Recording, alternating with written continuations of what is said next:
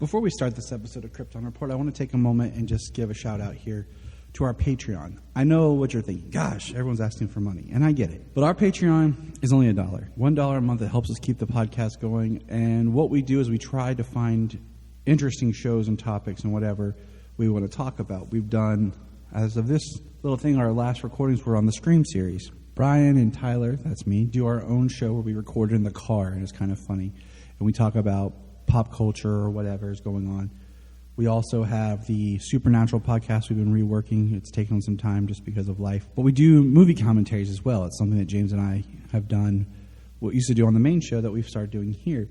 So for $1 a month on our Patreon, you can get those shows. There's at least 4 a month. Also, there's my movie pitch show that I do. But also, what we want is if you're a Patreon, you can come on. You can come on the main show if you want. Or if there's something you want to come on and talk about, we can do it as a Patreon special. So all I want is for $1 a month, think about chipping in, joining our Patreon, and you have a voice to be part of things. Follow the link in the link tree or in the show notes below, patreon.com/KryptonReport.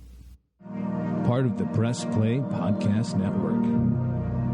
Look up in the sky, it's a bird, it's a plane, it's... This is Jason J. Lewis, the voice of Superman on Justice League Action. This is Mark Wade, writer of Superman Birthright. You're listening to the Krypton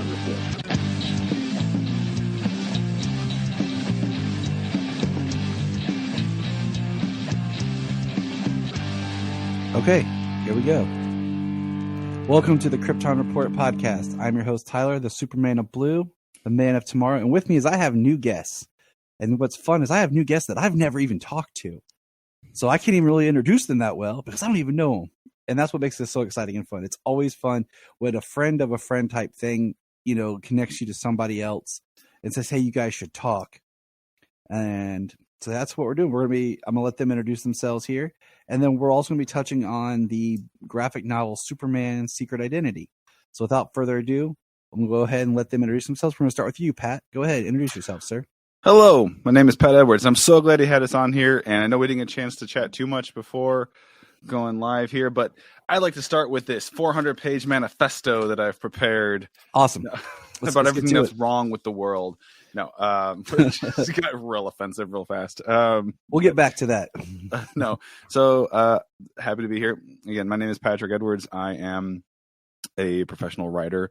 I am a novelist. I have a couple novels in the world, more in the works. I am more and more these days, because that seems to be where the work is, a professional TTRPG writer and designer. I co-founded a studio last year called Storytellers Forge, and we currently have our first big epic TTRPG book, The Black Ballad, currently funding on BackerKit and doing all right. All right. That sounds exciting. We could definitely dive into that more. And then the other guest, I'll let you go ahead and introduce yourself, sir. Hey, everyone. I'm Case Aiken. I am a big Superman fan. I have my own Superman podcast called the Men of Steel podcast, which I co-host with J. Mike Folsom. And Pat has been a guest on our show plenty of times because Pat is a wonderful person and a great nerd. Case and I are dear friends and frequent collaborators on podcasts and other mediums and such. And that is what led them to joining me here today. I have recently started checking out your Men of Steel podcast. I'm listening to, I believe, the most recent episode, The Return of Superman. You guys are talking about him coming back after the death of Superman. Yeah. And considering that we're at the anniversary of it all, we wanted to do some coverage on that. Of course. And you know what's ironic is, we started, like, my son, he's 8 now. We've gotten into collecting like the McFarlane figures and everything. And we did a whole episode where we were just talking about McFarlane figures. And he goes, without missing a beat, he goes, why isn't there a Doomsday? And I paused and I was like, there's no reason why there's not a Doomsday, especially this year. Ooh, McFarlane Doomsday? Yeah. Like, my wife, for Christmas, the kids got her the Swamp Thing, the large Swamp Thing figure. And that's probably the biggest McFarlane figure that we have.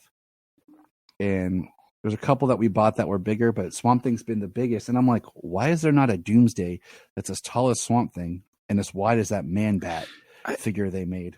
Every time his name gets checked, though, I get hit, and I am falling off hard on McFarlane stuff, but that was one of my earliest, like, entrees in like, grown-up nerd stuff as a kid. I'm saying as a kid hanging out at the comic book shop and Spawn was new. I think I picked it up and I read the first like 20 some issues when it was new. Way too young. If you're in my late 30s, way too young for that. And you're like, oh, this is salacious. I didn't know. Spawn was that like gritty comic book property that was like dangerous. Like you go to the toy store, you're like, oh, there's the X-Men, Batman animated series, and then there's the Spawn toy. And you're like, comes with the comic, and you're like, can I get this one? Your parents are like looking at you. Well, I remember when the movie came out, I was like, I got to see this. But those toys, I remember those toys first, the advent of those toys, and my dad would buy those as like collector's items or look for was like the Angela with the special ribbon on it or something like that, which is one of the first really rare ones. And so that whenever I think of McFarlane Properties, because it was, again, one of the first comic books that I bought, I like collected a decent chunk of the original run, right? Like a couple dozen worth, and then just kind of fell off. But also I remember being like feeling naughty because this is way too grown up for for my 10-year-old reading. And yet they had tons of toys at the store, and you could buy the Spawn Alley, Crime Alley, or whatever it was, and it's all the toys. It's a weird property with that, where they're making the toys and they're in the toy stores, but also the comic book is incredibly mature. I don't know if either of you watched the HBO animated show. Oh yeah, I did. Very graphic and mature. I did years ago when I got it on VHS from the library. When it was still like, can't watch that yet. But it's funny, like you go back and you think of the early 90s, like you said, you're in your late 30s. I'm in my late 30s. They didn't care what the property was. I remember getting Terminator 2 toys. Yeah, I was about to bring that up. Like that was just the 90s in general. Like there was the Alien toys, and then like even like the Batman toys, like with like the Burton stuff. Like it is amazing how many properties are like that, where they're like very, very mature adult source material, and then they made like children's toys or a children's RoboCop. show. Yeah. Oh, Starship Troopers, another Paul Verhoeven property. Because that was right when I was starting to notice, like, I was like, wait a minute, this is I can't see this movie, but you have all these toys. I mean, Teenage Mutant Ninja Turtles, the original comics are pretty violent. And then they're like, hey, let's make this a kids cartoon. And then it's like, let's make this the most successful kids cartoon franchise property of all time. And what's funny is on the flip side of that, so of course, the Super Mario movie's coming out here in April. And my kids love Mario and everything. And I was like, okay, guys, I'm going to shatter your existence. I'm going to show you the Mario from the 90s. It was like complete reverse of like, hey, let's take this kiddie property and let's make this dark, gritty. And for talk about the live action movie? Yes. With John Leguizamo? John Leguizamo. Yes. And make it nothing like the games and cartoons people are watching. And you'll scratch your head and be like, huh. I thought it was a reference. There was I feel like, did I dream this? Did it exist? There was some like Saturday morning animated thing, but it was like random. It wasn't fixed. It was, you didn't know if you were going to get an animated Mario Brothers show or there was an animated Legend of Zelda. It was the Super Mario Super Show, which had a framing device of live actors playing Mario. Yeah, and Luigi. And then they had animated features. And usually the primary episode was the cartoon of Super Mario Bros., which was based at the time more on Super Mario Bros. 2, the US version. And then they would also have shorts for Legend of Zelda. And then a couple of times they did full-length episodes that were all Zelda. This is one of the many reasons I love you, Case. First Super Mario Bros. 3 and then Super Mario World. And those just became just the cartoon without the framing device of the live-action component. See, I remember the live-action show very like minimal until I discovered it. I think it's on Paramount Plus. Like you can watch it on Paramount Plus. I was like, oh, this is weird. I remember this now. Just like the two Sonic the Hedgehog cartoons that existed simultaneously, Sat AM and the syndicated. Yep. The 90s. I have a theory that Cartoon Network destroyed both Saturday morning cartoons and Toys R Us. I could see how it could destroy Saturday morning cartoons because all of a sudden you had infinite access to cartoons. I am curious if you want to share your theory on how it destroyed Toys R Us. Like that. Because in the 90s, everyone was competing for cartoons and every cartoon had a toy line. But then all of a sudden, when all your major networks started having Saturday morning cartoons, you started pulling back all these different toy lines and it just became just certain things that still exist now. Like you go to Toy Story now, it's not too much different than when you went to like Walmart 10, 20 years ago. It'd be like wrestling, Turtles, Power Rangers, Star Wars, repeat, And because you go to Toys R Us and they had all this variety. And then all that variety started shrinking to nothing. And then they all went out of business. That's why we just go to Target or online now. Because I remember going to the store, you had Power Rangers, VR Troopers, you had like Transformers, Mummies Alive, and just all these other cartoons that now people have no idea even existed. Yeah. See? I knew you guys would get that. Cowboys and Mummies Alive. The Cowboys Wild of Blue Mesa. Yeah. Street Shark. I think you make a valid point there, because now there's just so much more noise.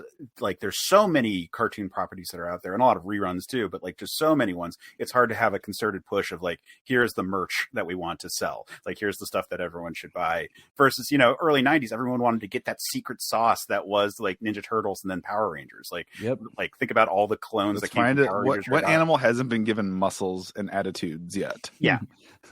Yeah, first like animal human hybrids, and then like people in suits, like Superhuman Samurai Cyber Squad. Like, all right, here's all these action figures for that. Let's kick some giggle butt.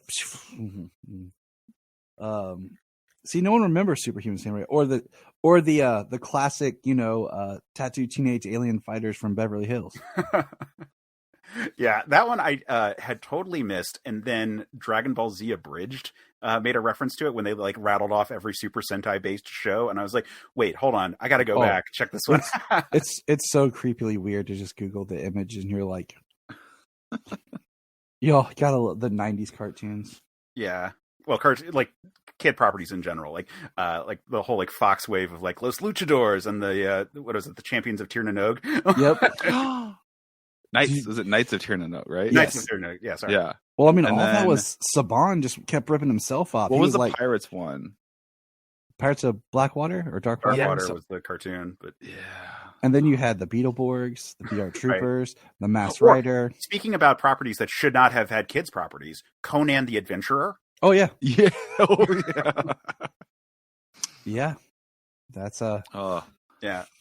Speaking of teenagers with superpowers, should we talk about Superman? Yeah, Yeah, and we pop culture like inclusions of these characters, like hey, how we're just enjoying nerding out over cartoons that I remember that people look at me like, I have no clue what you're talking about. We got you.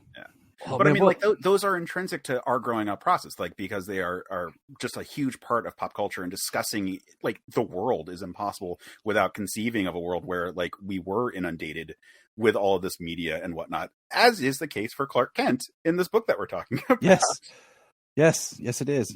So the Secret Identity, I'm so glad you brought this one to the attention of that you wanted to talk about this one, because it was on my list of I'll get to it sometime.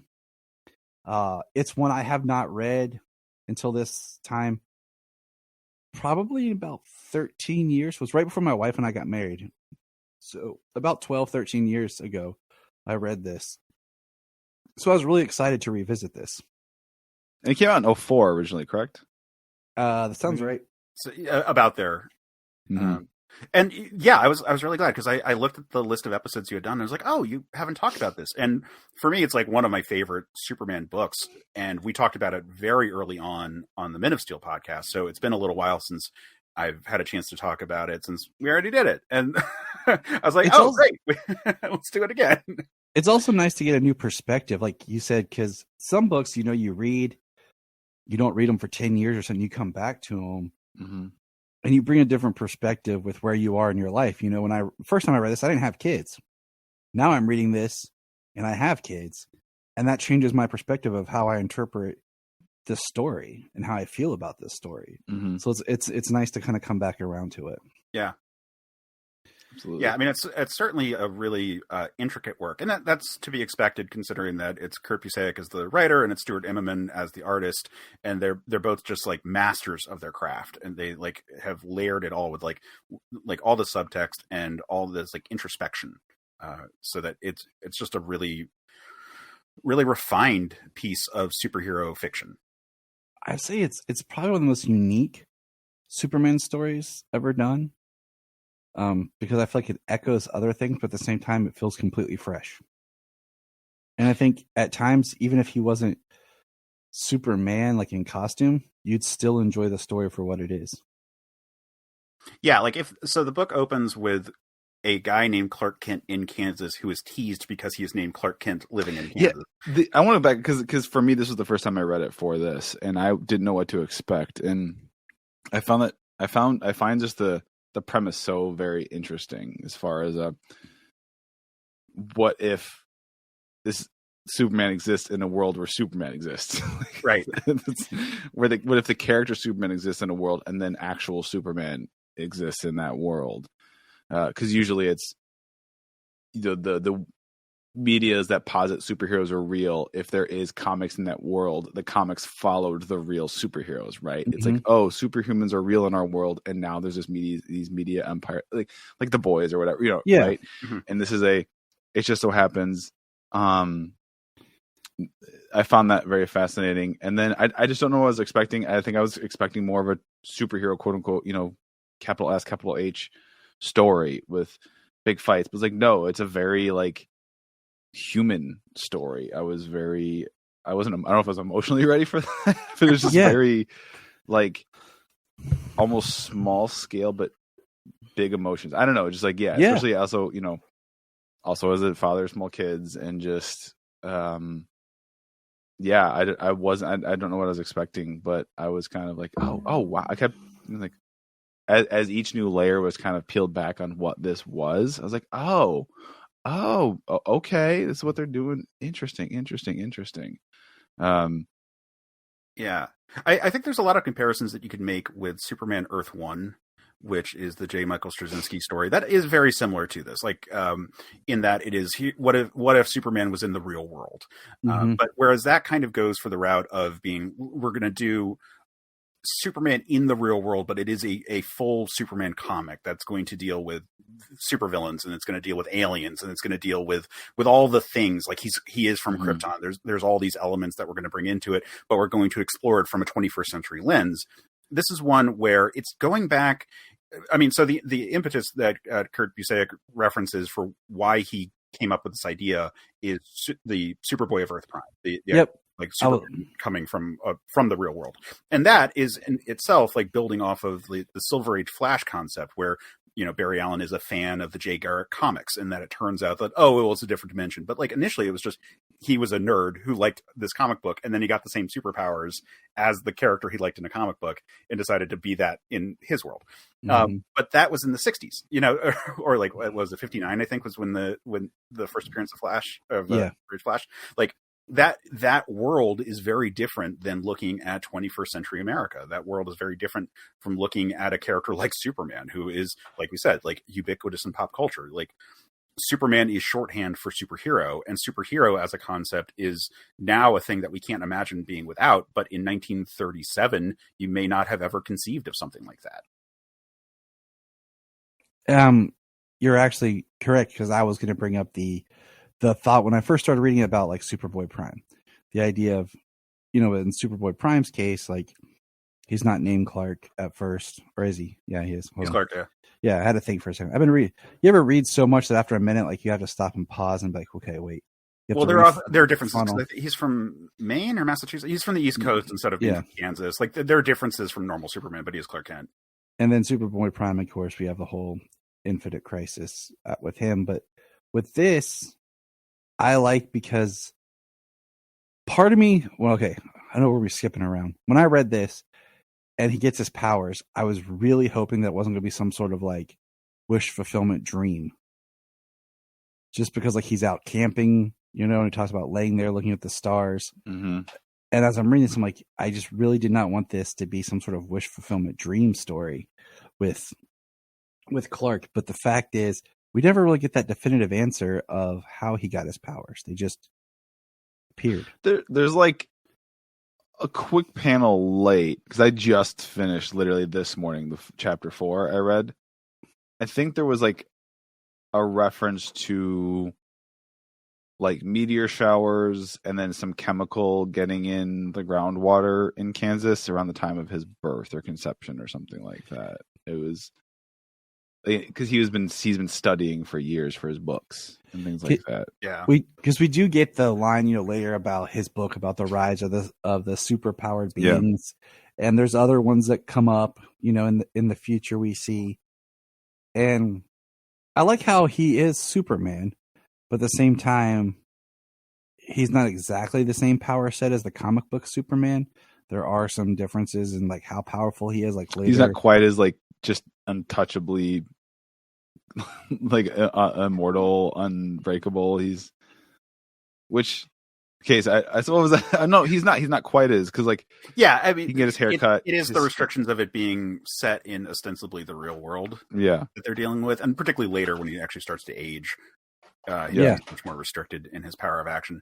But they do also kind of make note to that he has powers that don't make sense in the real world, but they do make sense in the comics, and somehow he has them. Like he's able to hear around the world in a way that would have been impossible. He's able, his senses don't work in a way that like makes any sort of scientific sense. They're all built off of this like comic premise, which I think speaks to his powers specifically being. They are a wish fulfillment in the sense of like it has to be manifesting based on his own identity as Clark Kent and the amount of teasing he's experienced as being compared to Superman and sort of emulating that power set. Like they're very vague about like how it all works, like where it all comes from on purpose. Cause like, that's not the point, No, it's not. And that's what I like about the story is it's not about, there's, what I liked was there was no real like we're going to do this 1-to-1 kind of ratio, or there was no rise of a Lex Luthor.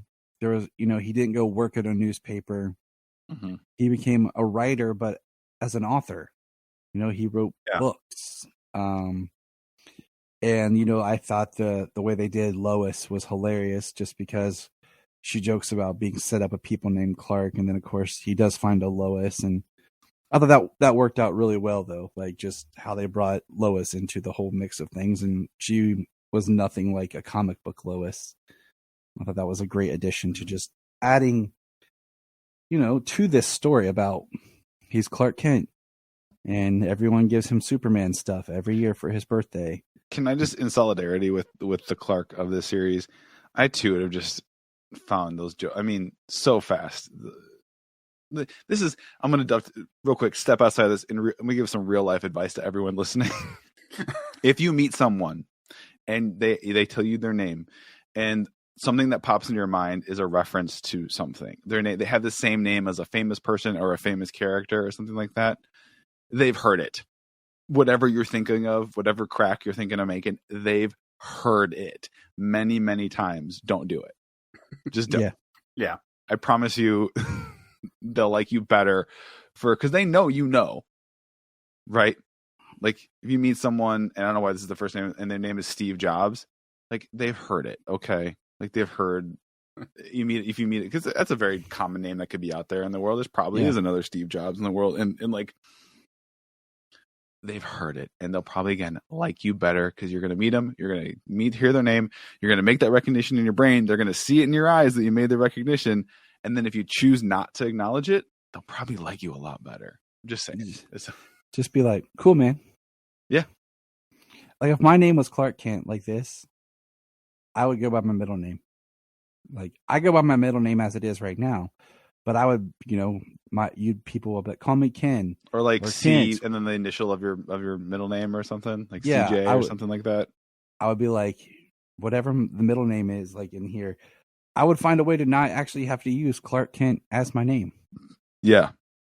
But I too shared in his frustrations throughout the course of the book and found the jokes insufferable. And like the lowest thing, it's like, that's dumb. I mean, not the writing of the book. I'm saying, and I 100% there are people that would do that or that probably do that and think it's, I guarantee that situation's probably happened where people have set up a friend named Lois with someone named Clark and thought it was so, are we allowed to do cusses on this? Yeah. Oh, so fucking funny that, and it's just not, you're not funny. Right. My thing would be like, it's kind of like, if you met someone named Juliet, I'm like, oh, are you looking for Romeo? They're it's like, oh God, smack that person in the face. Yeah.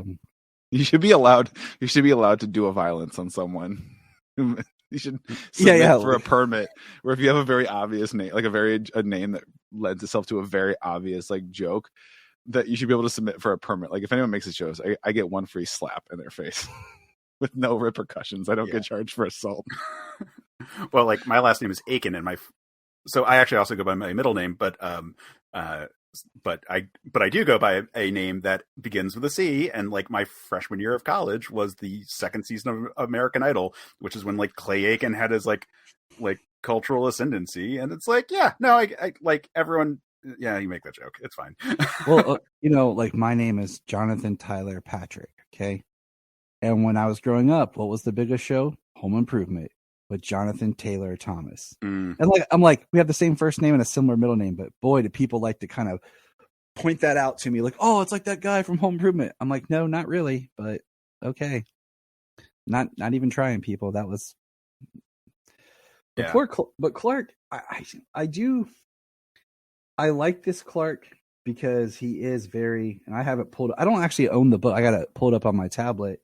Thanks, Ultra. I think it's interesting. Just he knows the comics, and then he's just so in his own world.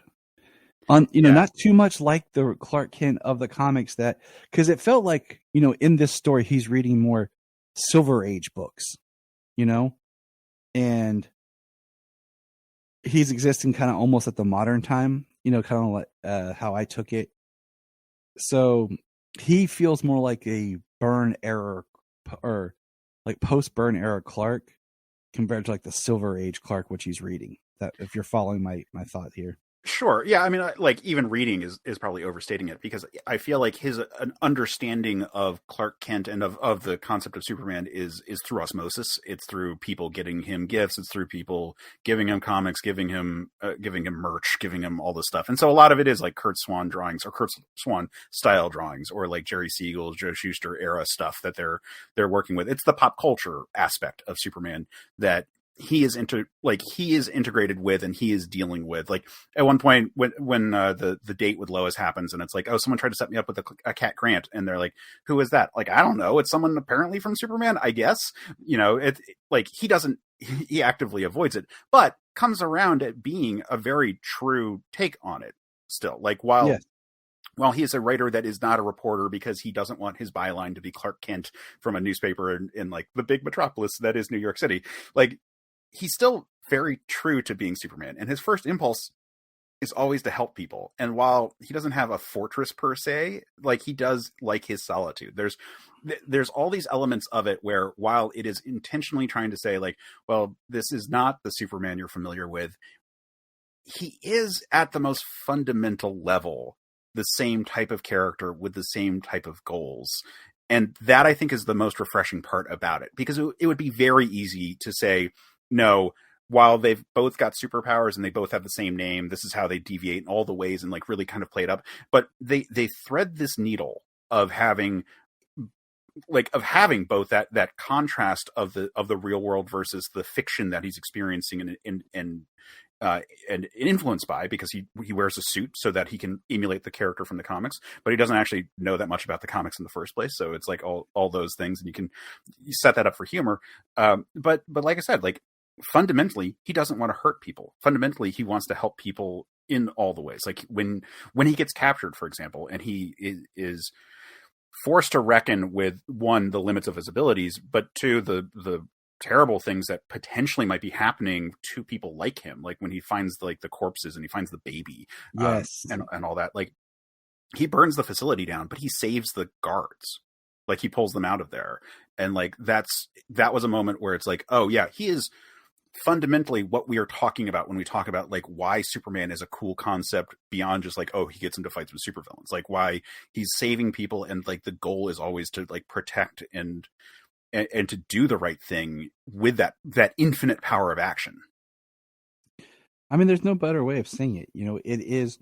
I look at when this book was published, also, is where Superman was in the comics and where he was just culturally. It was a couple years into Smallville, which was a big resurgence of the character more mainstream. And I feel like this kind of take on the character fits right in with that kind of feeling of just the teen isolation that we kind of saw in Smallville, and the introspection fits the same way with him here, of just being, you pointed out, like, the idea he doesn't have a fortress, but kind of he has his solitude in his own mind, in his own self. And this, we didn't say it, but this was printed in 4 would you say volumes? Issues. I mean, it's a 4-issue miniseries that was then collected. They're a little bit longer than your standard length comic, but it's, pretty, like, it's a pretty short read overall. Yeah, it's a short read. It's a good read. I highly recommend it to anybody. One of the things early on in the first issue, I have it pulled up here, is when he's interviewing with the local-ish reporter, and he his like no pictures, no video. He's trying to talk to someone and help them discover who he is, and then he finds where they're actually recording him.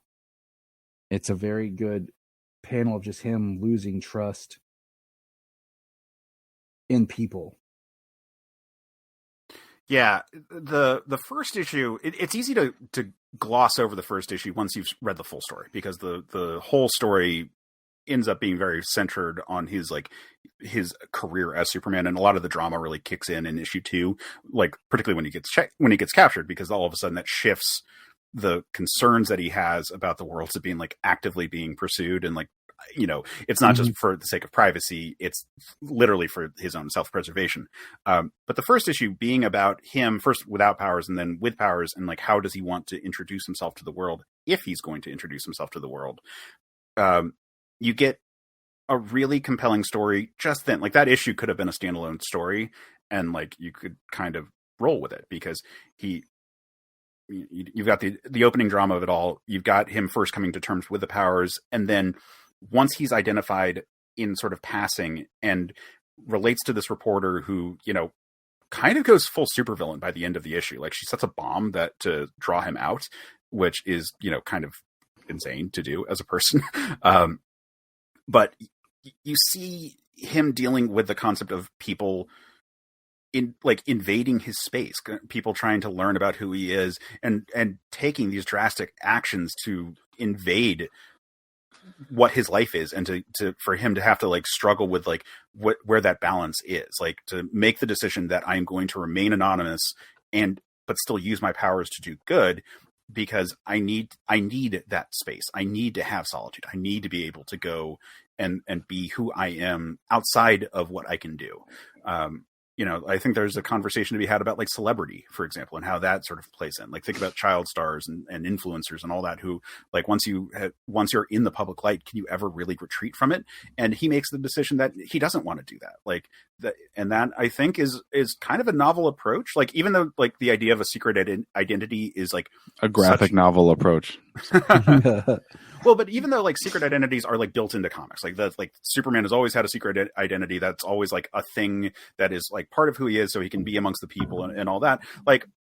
Usually when people really are investigating the concept of it and really kind of exploring it, we particularly in the 90s, there was a big push to equate superheroes with celebrities and look at them from that kind of vantage point. You look, we talked about McFarlane stuff, but if you look at other Image stuff like Youngblood, the explicit concept was, well, what if superheroes were also models and celebrities and getting photo shoots and all that element? They are public figures like that. The Boys is doing the same thing in more modern work, looking at it from a world where they are observed and they are captured in media, that they are quantities that the public wants to know about. And then this is a comic where it's really rejecting that from the standpoint of mental health of the main character. That was one thing that I loved about this book, was the fact that he never has a moment where he reveals himself. He's always in the shadows. He stays in the shadows. The government has an idea. And there's a couple of parts where there's people that seem I think I just saw, never mind. I'm not even going to tell you what I saw. Because they're no one's going to believe me. And the fact that he, like you said, he chose this. He chose, like, I want to help people, but I don't want anyone to know. He's not seeking fame or praise. And, you know, in the first book is, you know, that humor of, I'm Clark Kent, now I have the powers of Superman, and the idea of hiding in plain sight. Like, you know, he walks around with his shirt on, his costume on, like, you know, at the festival. We have the scene here with the festival, and it's hard to see the reflection, but yeah, but the Halloween festival, and like, there's lots of Superboys at this thing. Yeah, and it's fun. And then we get into, he meets Lois, that whole thing. And then the big part is when you find out they're having kids. And I feel like that's the biggest shift, where he finally has fear put in him, where it's about what's he going to do to protect his family? How can he make sure that no one's going to come after him? Well, his kids have powers, because, you know, at the same time, if you're talking about the drama and everything, the stakes are raised with him trying to go to the government and basically confront them and find a way that they can work together so that they won't come after him. And they were shitty. Big surprise. Yeah, big. I was totally expecting them to be buddies, hand in hand. Just super chill and open and willing to collaborate, not try and dominate and assume total control. No. Yeah.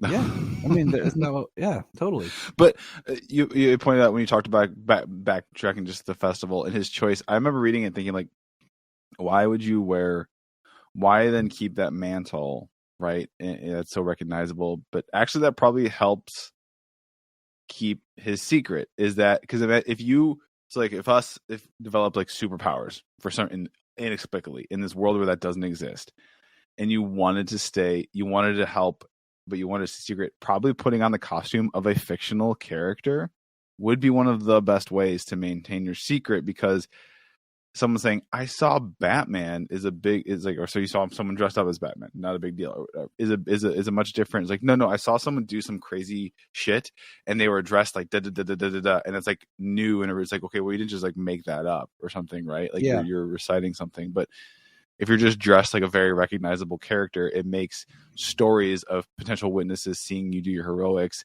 more, like, less credible. And yeah. Because, like, I saw Superman. Well, I saw Superman over here. No, I saw a real Superman. So did I. Yeah. Yeah. And especially because it's Superman, like Superman specifically, like, again, shorthand for superhero, like, goes beyond just like, oh, it's this well-known figure from comics. Like, it's literally just like a character who supersedes like the confines of the media that he was birthed from. He is a pop culture icon, and they make the comparison with Elvis a lot, but I would say it's even beyond that. Yeah, I mean, yeah, yes, I would argue, like, if you showed take their like official symbols or whatever, the amount of people that know probably what the Elvis TCB lightning bolt symbol and could recognize that is a fraction of. I bet there are just hundreds of thousands of people, if not more, that you could show the Superman S to, and they might have never seen a single page of an actual Superman comic. They're like, oh, it's Superman. Yeah. Yeah. Isn't it like the Superman symbol and the Mickey Mouse like ear symbol, like the two most famous branding symbols there are? I mean, they're certainly up there, and like, maybe you could throw a crucifix in that mix. The swoosh. What about the swoosh? It really made me think of the Simpsons joke, actually, where it's just like Homer is careening down a hill, and it's like, I know I'm not a praying man, but if you're out there, please save me, Superman. Like, you know, it's that level of it. And I think that that's part of why it works so well, because you can believe, like, hey, if you're wearing this costume, people are going to dismiss you as a crazy person when you say that Superman saved you. And it's such a clever way to hide in plain sight. Absolutely. And that, I mean, you could have almost named this book Hiding in Plain Sight. Or Superman : In Plain Sight. Yeah.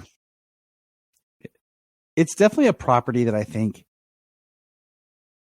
hasn't been, like, you know, I thought about this, like, what do you guys think, like, if they did an animated adaptation of this story, a self-contained, you know? I think it would be entertaining for people that were fans of the book. I don't know how, like, putting on my like business hat for like creative. I don't know. Maybe I'm wrong. Tell me I'm an idiot, but I feel like you'd get a lot of people who, because you're reaching maybe a wider audience when something's animated, or Mhm. and they're going to keep waiting for that villain reveal or something. It's like, oh, okay, now the real story, and that's not what this is about. And it's actually it ended up being one of my favorite things. Was this isn't like a superhero story. This is a very human story that happens to star a superhero. This is a very just human arc of life and making choices for building a life that you want for yourself and dealing with struggles. And there's no world ending, larger than life climax finale moment, but it's like a series of choices you make, obstacles you overcome to try and build a life for yourself that you could be happy with. No light. It just so happens you're contending with godlike powers. Yeah. Yeah. No blue laser or anything like that.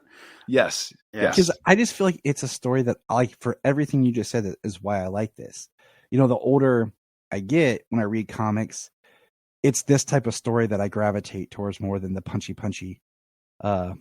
big battle. The idea of what these characters wrestle with, and especially, when him with, his wife, where he's trying to tell his children, hey, I have powers. And he like leaves his, journal out to see if they read it. And he thinks his daughters develop powers, but he doesn't want to kind of come out and ask them. He's waiting for them to tell him. Mm-hmm. And that whole, like, being the parent aspect, I enjoy this time around more, of just like, dealing with your kids, their lives. It's their lives. What do they want to do? He doesn't want to force them into anything.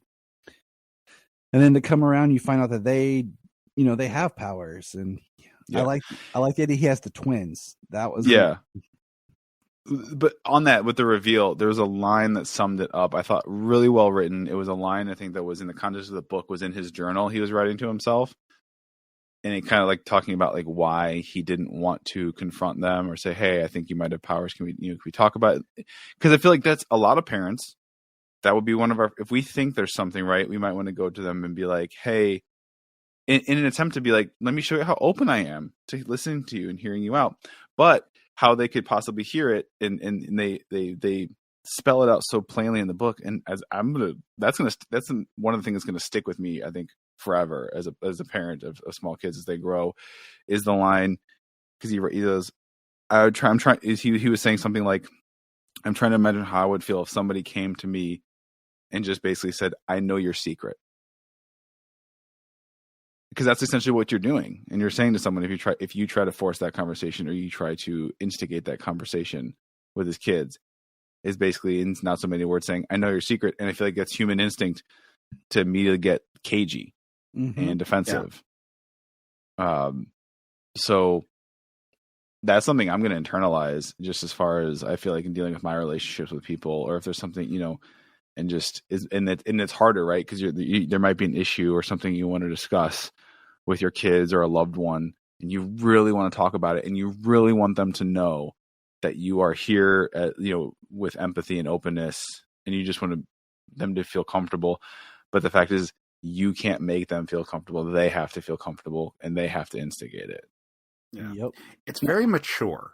Like, I think that's the thing I keep coming back to with this work as a whole. Like, even the period where he is a boy, like it's a very mature take on existence and existing in this world. And from the writing perspective as well, like, I think that there is a reason this resonates at the end, where you are seeing a full life. You are not dealing with a perpetual second act. You are dealing with a beginning, middle, and end for Superman, for a hero who goes through all these phases and thinks very deeply about the choices he makes. There's a lot of comics are built on either the spectacle, and that's sort of more of like a childish kind of approach to it all, or the conflicts, and where like the deep emotions, like the adolescent power fantasy stuff, like that's where you get into all the fighting and blah, blah, blah, like kind of things. But fundamentally, the reason why we like superhero fiction is that it is offering us the chance to see circumstances that are impossible for a regular person and how they deal with it. And it is rewarding for us as readers to perceive material that is taking in and thinking very critically about what the implications of those are. You know, the reason why it's hard to stick with some of that material when they're not thinking about the consequences. They're not thinking about people might be dead. They might not think of or that they're just people on a page. And in this scenario, we're actually looking at a world where everyone's lives matter. Everyone is a thing that they care about and that they want to really explore and value, and that there are personal aspects of these characters that matter to them in ways that are difficult to articulate. Like, why is privacy so important? Because Clark Kent, fundamentally, that is a part of who he is, that he likes to be able to go off and think, and that is something that's really important to him. And that as he brings people into his world and has kids and grows as a family, and then gets to look back on his life and all the accomplishments that he's done, those are all really valuable things that us looking at the book in totality, we're looking at a person's a very well realized experience, and that just feels valuable. You take away a lot from it because it feels very real, even though it's about a person who can lift up cars. It goes back. This is one of the best human stories I've read in a long time. Just about, and going back to Tyler, you were talking about how this play as a movie. I think the way to do it too is you're not making a superhero movie. You're making a biopic that happens to star the protagonist, just happens to be a superhero, and that's the approach you have to take it. Yes, and that's the approach the audience would have to be aware of. And I was actually what would be an example? And I think a really good example of one where it's I find the movie very interesting, and it's not and it has little mini crescendos here and there, but it's not a typical action. It's not an action because it's not. Do either of you know American Splendor? Paul Giamatti, Harvey Picar. Yeah, I feel that it's just kind of through his life. Yeah, it's just a good picture of a human life, that happens to be have these interesting things about it because of superpowers. But again, not a cat. And I think that would be something that could be beautiful if done right. Again, from an audience standpoint, I think you'd have to do a really good job marketing as far as letting people know what this is. Because even as late in the game as it was, I was still with the tornado thing where he suspects that his daughters might have the powers. I was still expecting that to be a reveal of some very violent version of him that's an operative of a shadow organization in the U.S. government that he's going to have to take down or something and deal with. And I was still waiting for that, really that. And it's one thing where, and that's more of maybe a me problem, but no, it's because we're used to the pattern of comics. Yeah, it's the expectations of the genre. Yeah, exactly. So we are looking for those things. Just how I was waiting for some sort of Lex Luthorian character to emerge. The first time I read it, and then this time I was trying to remember, is there anything like that? And as we get to the end of the book, how did you feel all the perspectives that we built up about it when the government agent basically says Clark to him. Yes. And he's like, I know that you were very careful, because throughout the book, we have examples of him talking about, they did this and I stopped them here. They did this. I did, where they're trying to draw him out. And, he burns his fingerprints off the glass he just touched. And where he goes down into the ocean, swims out, and then comes up just to make sure that when he appears, he's far enough from his home that it doesn't look he's coming right from his home, but yet talks about how they put sensors in the ocean and all this stuff. How did you feel about the idea that there was kind of this agent that was kind of on his side, that was trying to protect him from the inside? And that made me think of that could be an interesting story in itself, where you have this person who learns who he is and then respects him enough to maybe stop the government from internally ever discovering who it is. But what I like about it too is that he wasn't always going to be that person, right? Their first meeting is very violent, and even when is their first several. Yeah. And again, that's someone Malloy could have easily been the villain, right? Could have easily been made into the villain of the story. And then you have one meeting with him late in the guy's career when Clark is talking about, it's I still keep my distance because I still remember how he met. And then their last meeting, he reveals he has grown as a person, and he came around because he'd known for some time now who Clark was, and he kept it to himself, and he didn't blow up his spot. which I thought was really interesting. Again, a human journey, right? Mm-hmm. This little bit here, he says, hold on. I still had cotton in my cheeks, forms in my nose, tinted contacts. I had changed the shape and angle of my ears. Like just that little detail he went into so that if they did look at him, there was characteristics of his own personal face that were altered. So maybe they couldn't figure out it was him. Yeah. And he does the same thing when he first puts on the glasses, where it's like, it's not about someone knowing me, not recognizing me. It's about someone who's seen me at a distance, not immediately catching me from across the street. I think they do a lot of work to really kind of justify even just the tropes of the medium. It's really well done. And and then when he's dealing with people who he has to deal with on a more frequent basis, he has to get more elaborate with it. Like he can't just have it be, oh, they didn't see me very quickly or something like that. Like at the beginning, he's just relying on being fast. And then it's like, all right, well, a little bit more of a costume. And then, all right, yeah, exactly. Stuff in the cheeks, stuff in the nose, contacts, all the things to keep it further and further and further. And he's still doing all the tricks on top of it. So it's just a more layered approach to a secret identity. It's almost, it's a secret identity, but at the same time, it's like a secret life, because we do see his entire kind of life develop through this story of, boy, teen to adult, husband, father, and then into grandfather. And we experience all this through him. And, one thing I have tremendous respect about this story is they've never tried to, from anything I can think of, they've never tried to reference this in any other crisis events or multiverse chaos or anything like that. There's never this Earth has never been identified or under attack. It's always this nice little self-contained, introspective, like you said, Pat, human story. And it's almost like a comfort story of just really feeling the character more than the power. Because, it's the comic book Clark, but it's not the comic book Clark, but it really is. Like you were saying earlier, Case, about the same kind of morals and moral compass and guidance and everything that he represents. It's the same thing baked into this character as well. Yeah, it's a scenario where it's not accurate, but it's true. It's very much doing that story, and it's very much getting all the beats right, and it's getting a version that is stripped of a lot of the context of it, but actually allowing for the meta commentary, like the meta context of the world. Like, what is Superman in the world that knows about Superman is a really interesting question that this wrestles with.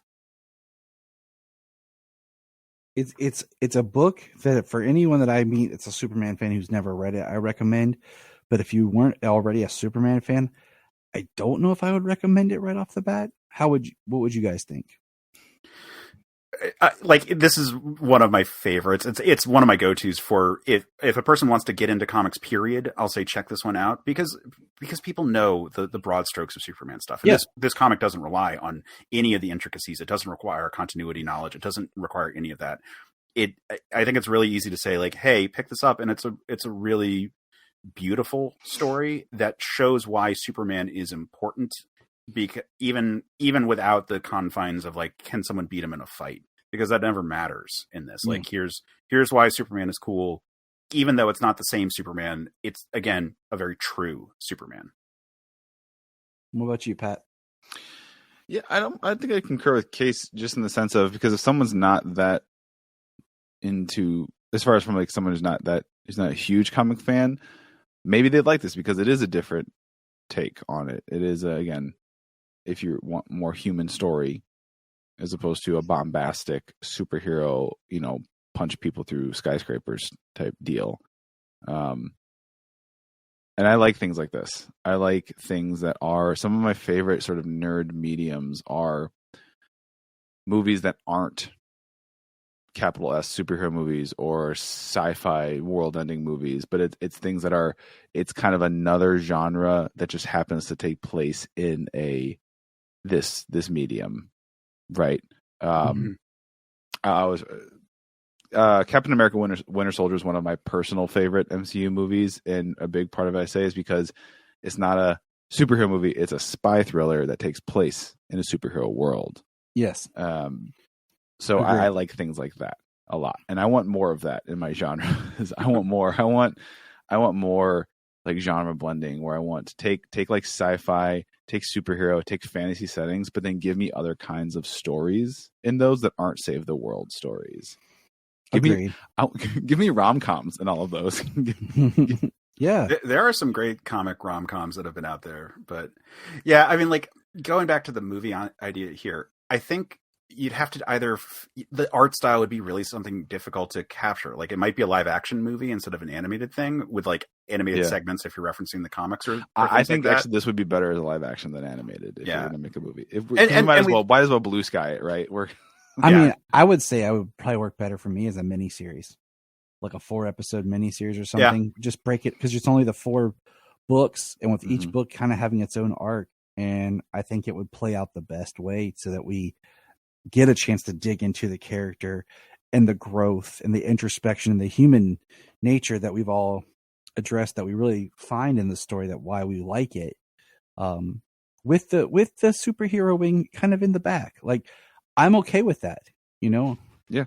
And can we just spend a minute gushing about the art in this book? I feel like we haven't really because the writing is great and Kurt Busiek is amazing. Like if you haven't read Marvels, if you haven't read Astro City, if you haven't read like all these like fantastic works he's done, like you should check those out. But also Stuart Immonen is an artist who can just do anything. It really fits the tone. The art fits the tone pitch perfectly because it's not hyper colorized or over exaggerated, bombastic. And yes, he is a very, Clark is a very physically fit, athletic specimen, but it's not this like ripped Schwarzenegger like physique that we see oftentimes, just this impossible musculature. And it's much more grounded. And again, it fits the content of the story really, really well.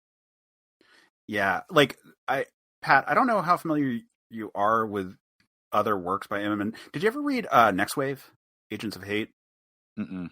I brought this up on the Men of Steel episode where we talked about this too. Like that art, it's the same artist, but it is this bright, colorful, very like Paul Dini style kind of like animated series, like esque kind of like very crisp lines kind of thing versus this like gradient heavy watercolory kind of like ultra detailed artwork.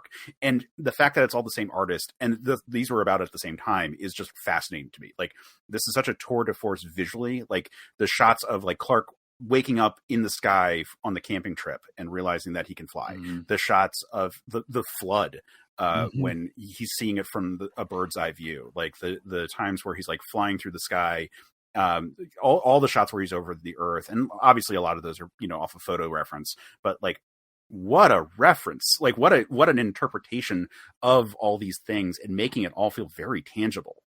I thought of like when this book was coming out, like it was right after Hurricane Katrina. It's like the flood episode made me think of that because in my consciousness it's at that time period. But let's just kind of wrap up. Like I said, we're almost at the hour mark, and we all have Pat and I got kid duties. Well, I'm very my wife is 10 months pregnant and is woo. That's one too many months. No.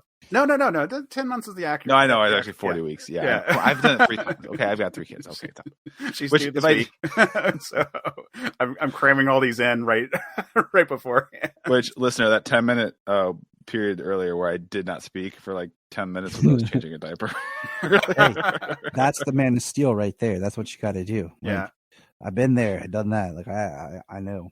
So congratulations on you and your wife as you approach the time and everything. So just real quick, give the listeners where they can find you online. I'm going to put in the show notes just any kind of where they can find you on Twitter or wherever you guys like to socialize with people. Yeah, well, one of the reasons we wanted to come on is that Pat is currently promoting the Black Ballad. So Pat, give your elevator pitch on that. Sure. So the Black Ballad is an epic TTRPG campaign. It's massive tome. It is an adaptation, or it's tied to an album, like a studio metal gothic album called The Black Ballad by the band Dia Morte. And so this is a RPG campaign that comes with a soundtrack to play to in the background. A lot of this hard-hitting metal orchestral music, and this campaign answers the question: what happens when the heroes die? This is a campaign you play after a TPK, and of course, here comes my son right now as I'm talking and plugging. That's awesome. But so this is one, GMs out there, get this, put it in your back pocket, because it takes place in this plane of existence between life and afterlife, and this is one you've got for when the party TPKs, or if you got players that have characters they want to have another shot at that met their demise too early. Check out the Black Ballad on Backer Kit. We are, as of this recording, we're at $112,000 collected. That's 6 out of 10 stretch goals. We'd love to get to the 10th, and the timing is amazing. Help me support my little goblin child who's interfering with the recording. Yeah, Pat is a father of 3, so we definitely want to support him. Yeah. He's I just to back up Pat and let him deal with his son. Pat's a great writer. This is not his first rodeo in terms of writing campaigns. He's done several successful campaigns before. All of them have been really cool. Some of have done the same theme of integrating Gothic music with everything. So it's all a lot of fun. People should check those out, and check out other stuff he's written, because he's also a sci-fi author, having written Space Tripping, which is like a drunker version of The Hitchhiker's Guide to the Galaxy. So thank you. Yeah. So definitely check out all of those. Appreciate that, buddy. I'm at the Pat Edwards everywhere, whatever media, whatever platform. If I have a presence, it's at the Pat Edwards or that thepatedwards.com. I also do a podcast on the same network. Case and I have podcasts on the same network together. The Certain POV. I'm sure I'll talk about that a little more. My show that Case is a frequent guest on. That I feel like we need our annual appearance from you sometime soon on Let's Rewatch. It's a movie podcast. Yes, where we watch movies we loved in our youth and find out if they're still any good. That sounds wonderful. Fun. Yeah, and it's so cool. That's a show where they go in cold, having not seen the movie in forever. Pause to then go watch the movie in real time. Like that, it's one of the craziest parts about recording the episodes with them, and then come back and it's like, is this like as fresh as possible? Being like, how did this movie work for you? Did it work at all? It's always interesting, the episodes where the energy changes drastically from the first half to the second half. Like we were very high on the movie, having not seen it, like, oh, we think it's going to be great. Then we come back being like, oh my God, that was terrible, or vice versa. Have you done Warriors of Virtue? No. Oh, God. I have not seen that movie. I don't even know what that is. It's a talking about the Teenage Mutant Ninja Turtles thing. It is a kangaroo martial arts fantasy movie. Yep. It was one of those movies that my dad bought when he got back from deployment. He saw it at the Navy Exchange and just bought it for me and my brother. Like, hey, you guys might like this. Never seen it, but we had one of the toys because we found it at KB Toys. We had one of the roos, and I have not seen it since like 95, but it's always back here in the consciousness, Yeah. But yeah, Pat, please. I'll send you a link. Yes. Yeah. Or anyone, like, if you're interested, again, there's so much cool stuff going on with this. I know there's not only the orchestral backing track, the art is utterly gorgeous. We're going to have maps for your VTTs. We're going to have, we have downloadable like MPC audio by professional voice actors. One of our voice actors who's recording lines for us, so you can like download and you can play it, like really set the tone, is Carlos Ferro, who was the voice of Dom in the Gears of War series, who was Leonardo da Vinci in the Assassin's Creed game series. Nice. Our art director, James Masingo. So the art is just, he's worked for Borderlands 2. He worked on that. He worked on Shadowrun. So check out just the Black Ballad, or it's on BackerKit, not Kickstarter. BackerKit, awesome organization. We've partnered with them for a long-term partnership. We got a bunch of books coming on their platform. I'll send you a link. You can check out my website. There's a link right on the landing page. We'd love your support. And also you're supporting lots of really, really awesome people, really good. So we take it really seriously as far as like paying our freelancers and our collaborators. And we have multiple stretch goals built in that we're already at a point where everyone's getting paid their full quote for all the work, all of our collaborators and freelancers. But we have raises built in for stretch goals. We have stretch goals that are purely, we want to pay these people more. We want to pay our freelancers more. And especially in an industry where oftentimes freelance organizations are finding reasons to pay freelancers less or hold back money that they're owed. And myself and my partner Rick Hines and I are both victims of that in the past, where we've been taken advantage of by studios and not paid what we were owed, and or people taking credit for work. So we are Support Storytellers Forge. We are this new studio that is trying to be this sort of haven for independent creators that want to get their things out in the world, get paid fairly for it, and also retain full ownership of their own IP. That's a big thing too. So check us out. Case, do your stuff. Yeah, well, you're a delightful human being, and I love you. As for me, as Pat mentioned, we are part of the same podcast network, which is the Certain POV podcast network. I've got a couple of shows on there, as well as we have a YouTube channel that I put a lot of stuff out there. So if you are a Superman fan, which I am assuming most of the people here are, so we mentioned the show Men of Steel. It is a podcast that you can find on all of your players, but again, links at certainpov.com. We also put up clips on our YouTube channel called Minutes of Steel. And on the YouTube channel, we also put up a series called Superman Analogs, where I talk about characters who are often based on Superman or have some sort of thematic similarity to Superman. So, first episode was Captain Marvel / Shazam, as an example, or we'll talk about Hyperion, or sometimes it'll be a bigger stretch, like characters who are dealing with the archetypes of Superman, but are, second or third generation removed from that all. But usually those are run about 3 to 5 minutes, and it's just like, here's a quick, nutshell explanation of who this character is, kind of thing. So check those out at the Certain POV Media YouTube channel. As for other stuff, if you like movies, I am the host of Another Pass, where we look at movies and discuss how at the time of production they could have been refined, or every 5 episodes we'll look at a movie that was almost a giant train wreck of a production, and how through creativity or gumption they were able to figure out making a pretty good movie out of it. Also check that out. We just did a run of the original 5 Planet of the Apes movies, going in reverse order. So with Battle, it's all right, so Conquest came out, how do you make the sequel? And going in reverse order up until our 150th episode, which was looking at the giant behind the scenes nightmare that was the production of the original Planet of the Apes, and how successful of a movie it ultimately was. So that check all those out. They're great. And yeah, those are the main active stuff that I'm working on, aside from spawning. So those are the main things I want to direct people towards. But you can find links all over at certainpov.com for all the stuff both Pat and I are working on. All right. Well, thank you guys for being here. I appreciate your time and the conversation, the insights, and keep us updated with, the Black Ballad. That would be awesome. Will do. Thank you so much. Oh, you want to say bye? You say bye-bye? Say bye-bye. No, he's not going to. You're just going to smack the mic. You're just going to smack the microphone. He booped the mic. That's his bye-bye. Yeah. Look up in the sky. We just want to say, if you've enjoyed this podcast, please check out other podcasts on the Press Play Podcast Network. We're going to press pause and hear a few words from our other podcasts on Press Play Podcast Network. Hello, Brooks here with the Books with Brooks monthly book club podcast. Here's how Books with Brooks works. We read one book a month, and then we talk about it.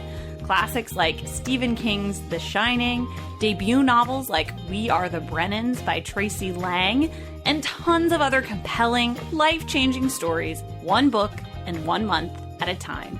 So come read along with us, and then listen in. If you are like Tyler and James and can't get enough super talk, check out these other podcasts. Digging for Kryptonite, Supergirl Radio, The Last Sons of Krypton, the Superboy Legacy Podcast, All-Star Superfans, Superman the Animated Podcast, The Aspiring Kryptonians, Always Hold On to Smallville, The Geek of Steel, and Truth, Justice, and Hope. Remember to check out Krypton Report on all social media platforms. Go to linktree.com/Krypton Report. You find all of our report. This is Dan Jurgens, and if you want to have a good time, keep listening to the Krypton Report. Look up in the sky. We just want to say, if you've enjoyed this podcast, please check out other podcasts on the Press Play Podcast Network. $1 a month, you'll get extra special content that you don't get on the main show. like movie commentaries and whatever else comes out of our mouths. So check it out, patreon.com/Krypton.